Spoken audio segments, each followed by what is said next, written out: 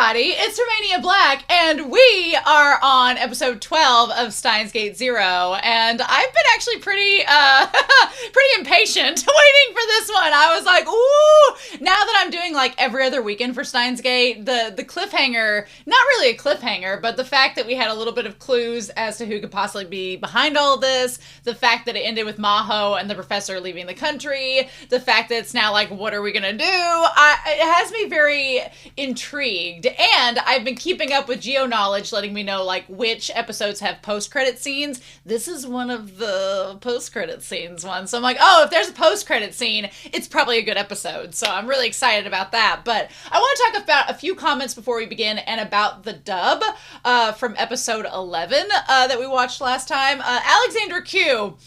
Alexander Q made this note, and I was like, yes. They said, yeah, Ferris needs to stay away from everyone. My goodness, I don't remember her being this bad in the original Steins Gate. That's because she wasn't.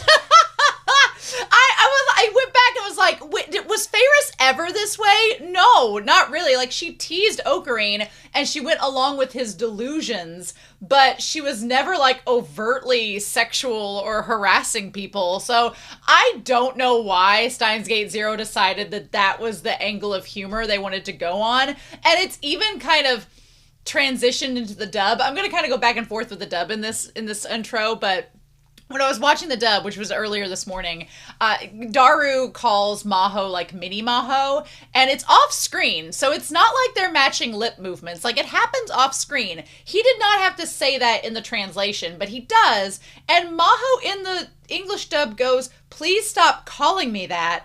And Daru, instead of like apologizing in the dub, being like, oh, sorry, he goes, but it's so cute. And I'm like, sir, no is no. Like, she told you to stop. And then later in the dub, he calls her doll. And I'm like, I don't like pet names to begin with, so that's more of a personal projection. But I'm like, in the English dub, I'm like, you did not have to do this. So why are you doing this? So it's like one of those weird choices. And I'm like, this is very outdated. Please don't do that. And then I do appreciate Okabe going, you are truly despicable. Not wrong. Not wrong in this. Speaking of the dub, J. Michael Tatum's VA work, it's amazing. Him and Maho's voice actress, they do so good in episode 11. Episode 11, despite the random creepy weirdness that I'm like, bye, the hotel scene with Maho and Okabe, aside from episode 8, is probably one of my favorite scenes of this whole series so far. It's so delicate, and it's so well done. Like, when the moment in the English dub where he's like, he unfurls her hand and she has a little piece of laptop, and he's like, oh, her laptop, you kept a piece? Like, his voice breaks and kind of goes soft, and then the softness in the hotel scene when he talks to her, it just, I eat it up. I eat it up. And there's such a bittersweetness when Maho asks him, you know, not to answer when she asks if him and Kurisu were in love, and Okabe doesn't want to answer her. And that kind of leads to Bestial Moon 2327's comment for episode 11, which is like, if it wasn't for Kurisu, I would totally ship Okabe and Maho. I'm in the same boat. They just seem to get each other, both as scientists and as people dealing with grief. My only concern would be, how strong can their relationship built on commiseration last? Could it be building to something better, or would it need something more? If Okabe had never met Kurisu, but had met Maho instead, would their personalities have meshed well enough? I kind of have like a layered view of it, and I'm like, I think that if he had met Maho instead of Kurisu, I think it honestly would have gone well, because I think that they both have a lot in common. They're both scientists. They both kind of, and Maho's similar to Kurisu in ways, so I feel like they're all kind of like-minded. They're different people. Like, Maho and Kurisu are very different personalities, but they have some like common interests and commonalities that I think it would have been fine.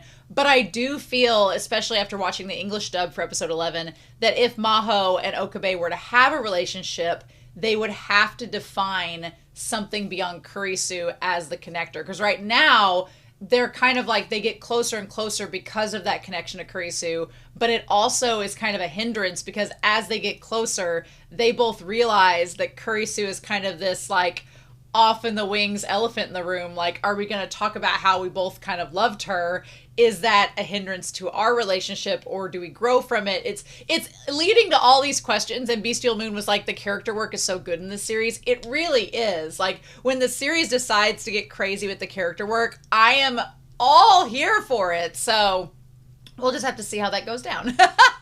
But it is really good, so I appreciate it a lot. And then my final note from the dub was that J. Michael Tatum is like, what is Tsundere? Your face has gone crimson. Like, the sing-song way melts my heart. That man. I've really liked J. Michael Tatum as a voice actor since I watched the English dub of Black Butler back in the day. What a different character Sebastian is from Okabe, but J. Michael Tatum just, he does so good. He does such good work, and you can feel the care that he gives the characters when he voices them. Like, you can just tell he's invested, and it's so wonderful. So yeah. But anyway, thank you all so much for the comments, and thank you for watching along. I'm really excited to see where this goes from here. So we're not going to waste any more time. We have an end credit scene. We've got this episode to watch. So we're going to get into episode 12. So yeah, let's get started, shall we? We are going to watch episode 12 of Steins Gate 0. And we are going to get that started here in 3, 2, 1, and let us begin.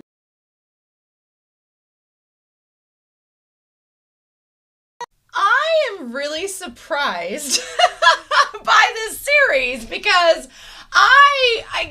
I guess at this point, because we're at the halfway point of the entire series, and I guess I was expecting, like, there was lots of plot points that I thought we would be kind of diving more into at this point, and we have not. Now, the end credits were intriguing. Kagari is intriguing. I don't know how I think about her as a character in this. I mean, Mayuri is a saint. Mayuri is too pure for this world. She is amazing.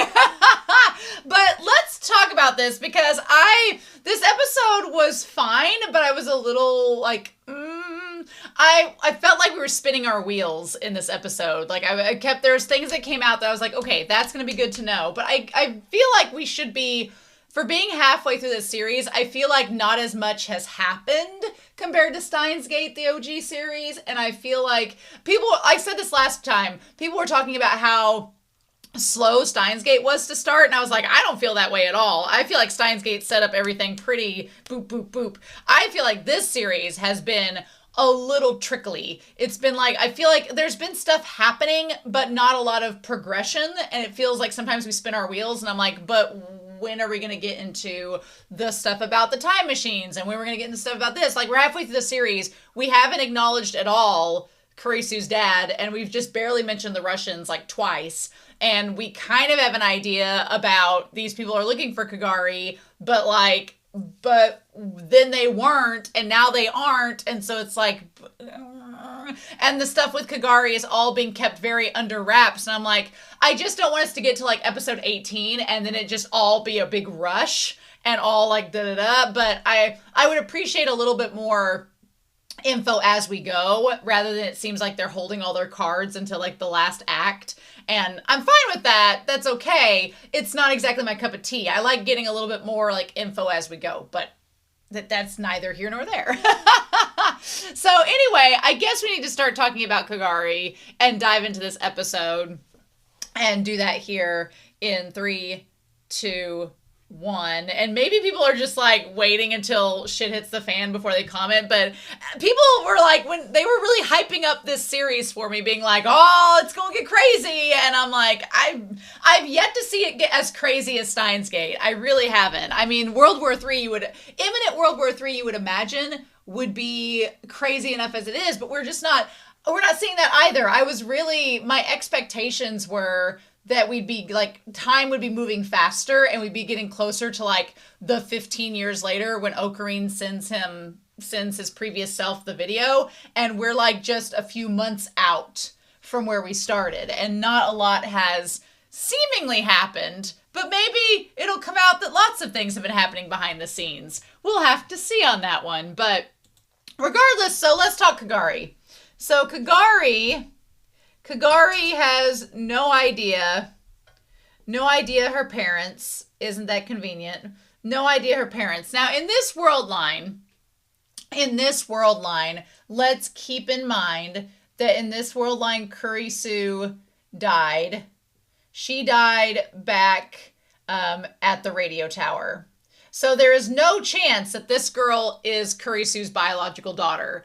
If you told me she was a clone, I'd be like, but how? Like, when was the dad keeping DNA samples on his daughter? Like, when was that happening? So I'd like to think she's not a clone, and I don't think that she's Okarin's daughter. So unless the dad, she's like his daughter, and she's just like Kurisu's sister, then I could believe that. I could see that being the case. So maybe she's the sister, and that's why she looks so much like Kurisu. I don't know, but if you tell me that she's Kurisu's daughter, I'm going to need a lot of explanation for that to be plausible in this world line. But yeah, she has no idea her parents, and she's had all of these tests run on her. We don't know as the audience if her having the tests run on her is because of stuff that's happened to her in the past. I mean, she was picked up from a war-torn, area. It could be that she's, was sick and having these tests run on her to see if she was going to be healthy or not before Mayuri adopted her. That could likely be. Or she had a lot of trauma and psychological damage from being in this war-torn area, and she's having tests run upon that. That's very likely too. I don't know. The tests, we're just going to see where we go with that. But the point is that Mayuri gets to adopt her, and it was very sweet. I love that Mayuri, of course, would adopt someone. She's just that kind of a person. And I love how as they're, walking around, they're like have the matching dresses. That's super cute. So this damn song was just a big old game of like fill in the circle. It was just a big old game of like, let's get from point A to point D. And we took the whole episode to get there. But essentially, we have Future Kagari. Here's the song from Future Mayuri. And that's where that comes from. Then she goes back into the past. And so then in, we're going to call it Steins Gate 0 Kagari because she's back in their timeline. She hears the song from Mayuri as well in the current timeline or the current world line. And she has this like, which is understandable. She has the moment where her memories flood back and she's like, oh my gosh, and then like collapses, whatever. I felt like we could have skipped most of this episode and just cut from her passing out in the lab to her in the hospital and then waking up and realizing Mayuri is her mom, and we could have cut out the majority of this episode. I feel like we could have done that. Because really, there's only a couple little things that happen in this episode that I was like, they're kind of already de facto things we know as the audience, so I don't feel like they were necessary. This episode did feel a little padded. It felt a little filler padded. And it's all canon material, so I'm not saying it's filler, but it felt like a padded episode that we could have we could have cut to get to the meat of the heart of the episode. But anyway, so Mayuri heard it. We ask where Mayuri heard it from. Mayuri heard it from Suzuha. Suzuha says that she actually heard it from, in her world line, Yuki. And that's where she had heard it from. But world line Yuki was not around. She had died before Mayuri adopted Kagari, which is really sad, by the way, that her mom died before Kagari was adopted. That's really sad. But yeah, so she heard it from world line Yuki, but that must also mean that world line Yuki had heard of it before. So then they go to ask current world line Yuki where she heard it from. And then we come to find out that she heard it from Akemi, which is Okarin's mom.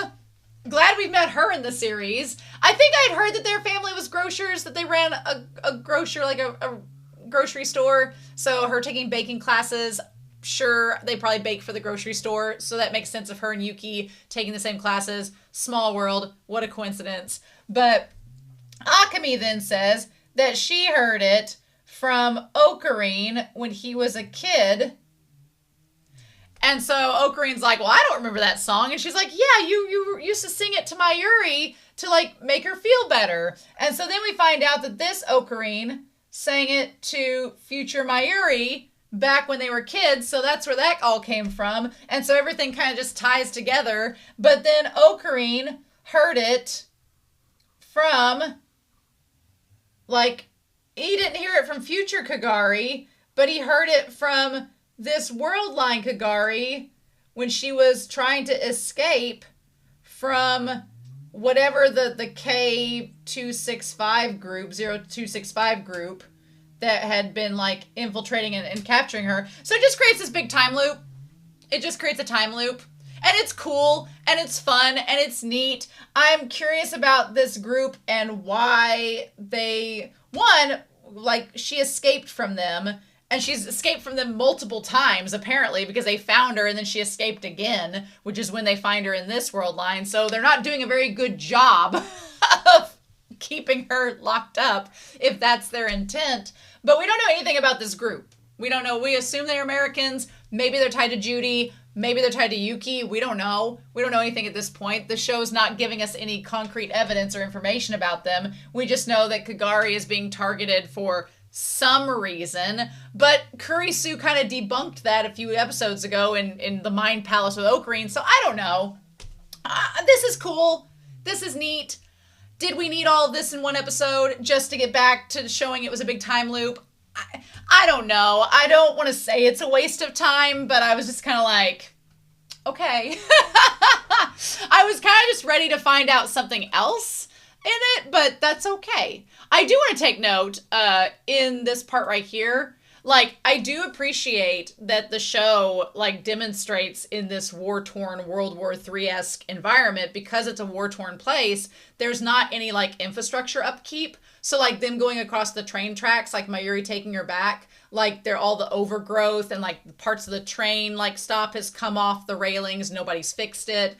That kind of dystopian stuff is fascinating to me, like, when they show the setting and how it's kind of just overgrown and not been taken care of. I'm fascinated by that. So that part was really cool. I would love to see more of that. And, of course, they do the cherry blossoms. They would have to.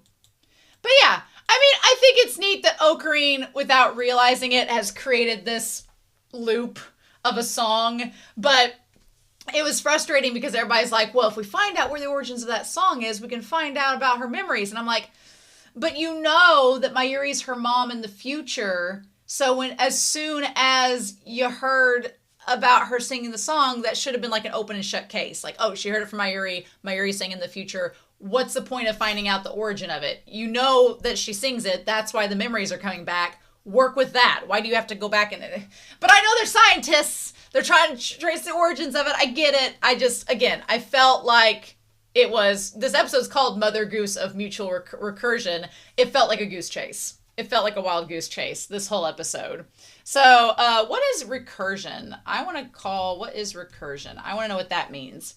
So, recursion, according to the Wikipedia article, is a definition of a concept or process depends on a simpler or previous version of itself. Well, that's literally tracing this song, right? The most common application is in mathematics and computer science, where a function is being defined and applied within its own definition.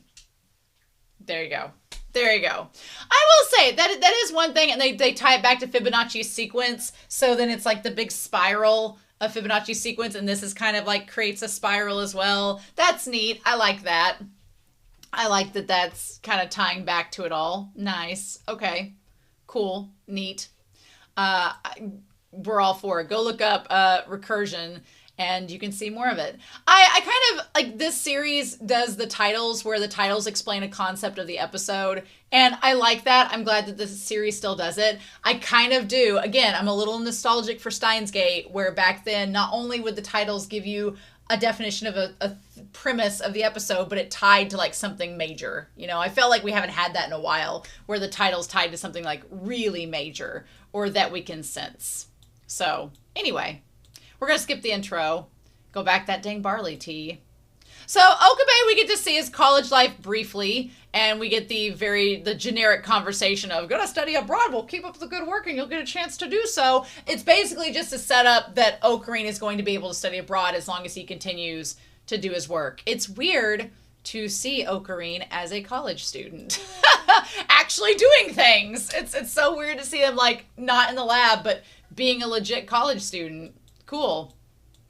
So, also, dang, Mayuri is living off that Dr. Pepper and chicken tenders. We are living off of that. And Daru is trying to, like, access something. We're not exactly sure.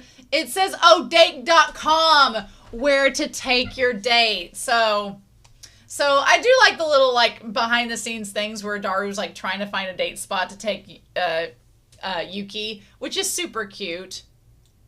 Yeah, she's like, give me just a minute. Yeah, all that's in that entire fridge is Dr. Pepper and juicy chicken.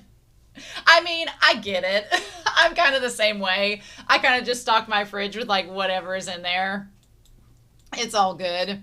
But yeah, then she sings the song, and then that's when, you know, Kagari hears it and has, like, a fainting spell, surprising no one. Again, I want Kagari to do things in this show, and she's kind of a MacGuffin that's just, like, there's mystery around her, but then, like, she just is there. I want her to do things. The most she did was at the end of the episode, she finally recognized Mayuri as her mom. And Mayuri is so sweet. Like, Mayuri is standing there going, okay, I clearly don't have any children. I clearly don't understand what's going on, but I'm not going to not be kind to someone. And I'm like, Mayuri is a freaking saint. She is amazing. I love her in this. She's such a saint. I absolutely adore her. So yeah, Suzuha is there.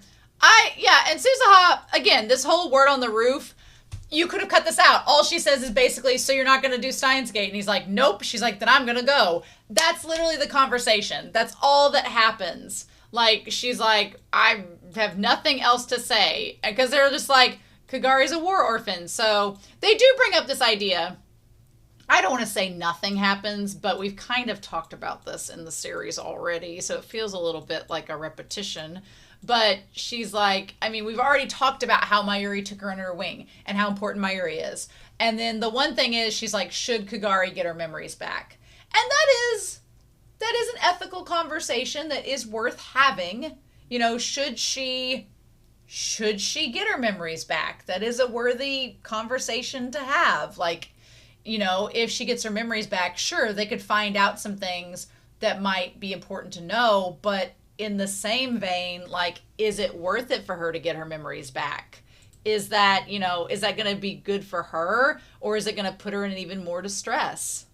So, yeah, I guess I mean, I think it is important to bring up, you know, is it worth it to bring those memories back? And you know, the part of me really wants to know what her past is and everything. So I guess it is, but then, you know, it does feel like we're not considering Kagari in all of this. But also, if I were Kagari, I'd kind of want my memories back too. So quite a conundrum.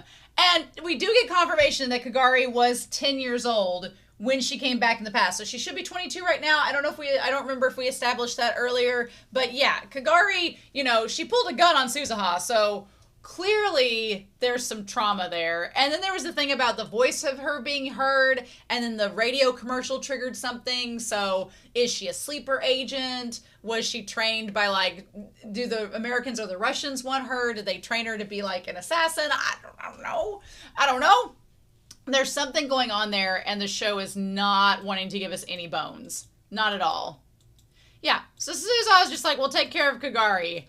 Thanks for the responsibility being thrust upon us, you know?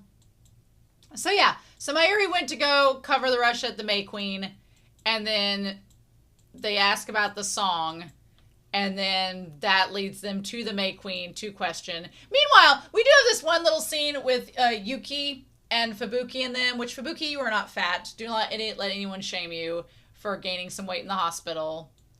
And so, Yuki, I feel like at this point, Yuki is not responsible for what's going on. It's Judy. It has to be. And the show is not subtle about it at all. And that's kind of weird to me, because at first, I thought the show wasn't being subtle at all in that it being Yuki with the whole wrist bandage. But then, when she had the cut, she's like, oh, I'm just clumsy. And then we saw Judy's hand under the blanket. I'm like, okay, well, are you making it obvious that it's Judy and that Yuki is just a red herring? And then in this episode, she bumps straight into the door, and they're like, she's such a klutz. So it almost feels like it's being very obvious to pointing out that no, Yuki's the red herring because she's a klutz. But I don't know at this point. I'm like, okay, if Judy comes out to be the villain in all this, I will not be surprised at all. If Yuki comes out to be the villain and it was like a gotcha moment on a gotcha moment, then I'll be like, okay. But then it would be kind of cool if Yuki was involved in like a resistance movement and Judy was the bad guy. Like if they both were actually involved, that would kind of be cool. But I don't know if they're going to do that in this. So then they go to the May Queen and talk to Mayuri, and Mayuri is like, oh, I got it from Suzuha. And then from there, luckily Faris does not do anything in this episode. I was like, stay away. I was like, Faris, you need to stay away from everyone. Do not be assaulting anybody. So then Suzuha's like, I got the information from Yuki. But before we get that, Suzuha's like, I'm going into battle. Again, this is all, it's just fluff. Did we need to spend, well, how long did we spend on this curry eating scene? I don't know. It's fine. It's fun. It's whimsical. But I'm like, did we need it? It's like, I don't know. So that starts at like 11 minutes in, 11:42. And she beats all these guys in a curry eating contest. I guess this is with the visual novel. Maybe it's with the visual novel. But I mean, we spent a solid minute with her and the curry eating contest. And then it's just kind of brushed off as, I gotta eat. That's literally what it is. And it was just a minute long. It's fine, but it just felt like the episode was padding to try to, like, let's put something in. And maybe these are all things from the visual novel. I don't know. But then we find out Yuki was singing it. And then we learned that Yuki learned it from Okabe's mom. Now, I did like the little scene with Yuki and Daru on a date. Bless his heart. He's trying to be a gentleman. Daru is his best when he's trying to woo Yuki. I do appreciate that about him. And Yuki seems to be all about Daru, so good for her. Good for that girl. All right. But I was kind of with Okarin, like, we shouldn't get involved, and then they end up breaking the date, which I don't think in the long run that's going to deter them from getting together. I think that they're fine. Mayuri is very much invested in Daru and Yuki's relationship. I feel a little bittersweet for Mayuri because Mayuri, you know, I feel a little bittersweet. I don't think Mayuri cares, so I think she's all right. But you have Okarin, who is clearly in love with Kurisu and has been developing this relationship with Maho. And then you have Daru and Yuki. And Mayuri, I'm surprised, hasn't vocalized feeling kind of like the odd person out. Because Mayuri doesn't seem to end up with someone in this series like that. So, and maybe she's fine with it. Maybe she doesn't care. I can relate. But I do feel a little bittersweet for her, you know? So yeah, I did like when Okarin talked to his mom and she's like, you know, whenever you start acting weird, you were like a macho psychologist. I was like, that was really funny. That was really funny. I thought that was great. And then she's just like, you know, even back then he was being, you know, Rintaro, a macho psychologist. And he's like, stop that. I love when he was like, Yamate. Like, just stop it. Poor embarrassed Okarin. I can't wait to hear J. Michael Tatum say that. I really can't. That's great. So then, like, Mayuri was down in the dumps. Okarin sang the song to her. And she's like, we're going to go visit my grandma. Now, at this point with the train tracks, and it's overgrown here too. So I wonder if whenever she was singing the song at the beginning to Kagari in the opening, if they were coming back from her grandmother's as well. It could have been. Could have been, because these train tracks are near there, right? So yeah, then they go visit the grandmother's grave, and she introduces Kagari to her. She's like, to lose all your memories of the past seems so sad. I'll wonder if she'll get them back. But then we have this shot of Okarin, and she says, it'd be nice if they came back. That was probably my favorite part of the whole episode, was her reminiscing.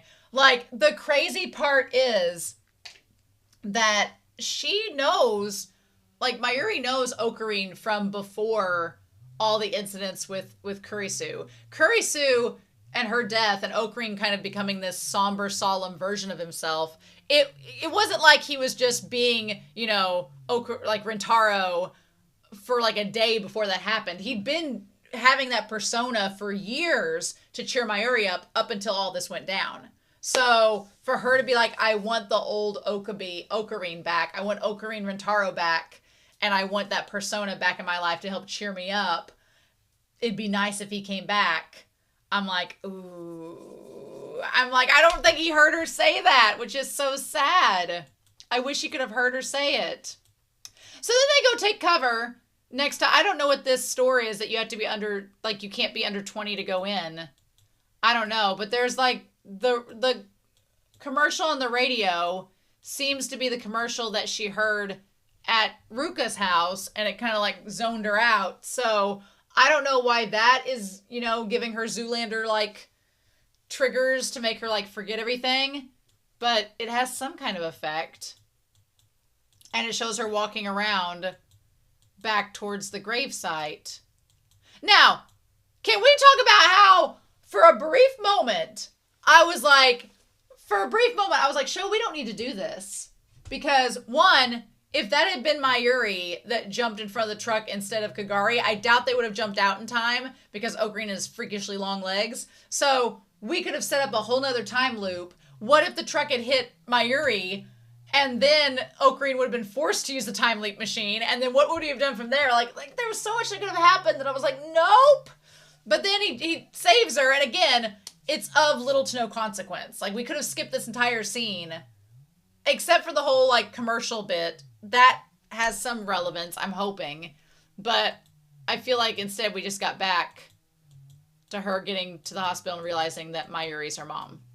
Like, I feel like we could have cut out a lot to get to this part here.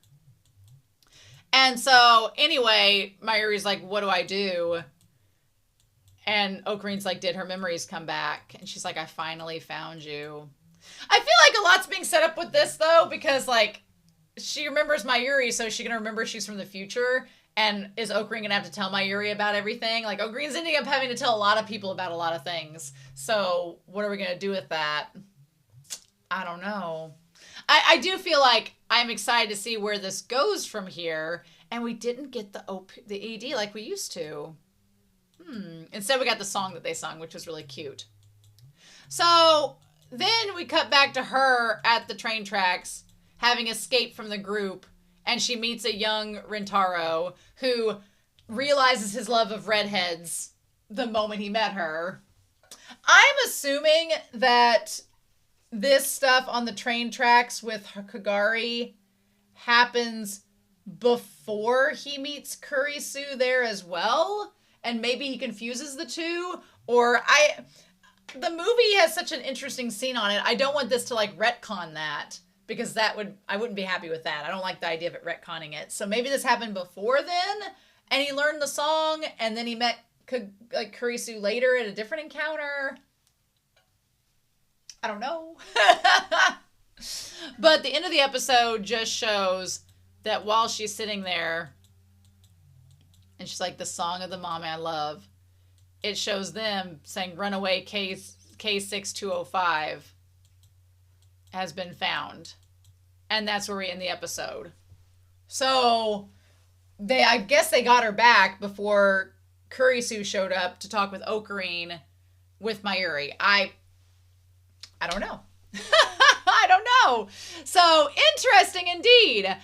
Again, like I said, I didn't mind this episode. This episode was fine. It did feel like a big old setup episode, and I felt like we could have cut out a lot of this, unless it comes back and it's super important later on, which if it does come back and it's super important later on, then I will eat my hat and throw in the towel and say I was wrong. But interesting. I don't know how people feel about the pacing at this point, because I feel like after episode 8, it's just kind of slogged a little bit for me, but I'm hoping now that we're past the halfway point that we've got to start kicking some things in gear for stuff to happen, and I'm excited to see where that goes. So, in any case, I'm curious to know your thoughts down below. Please no spoilers unless you want a spoiler tag, but in any case, I hope you all have a wonderful week. Please stay safe, take care, and yeah, I'm back very soon with more of Steins Gate Zero.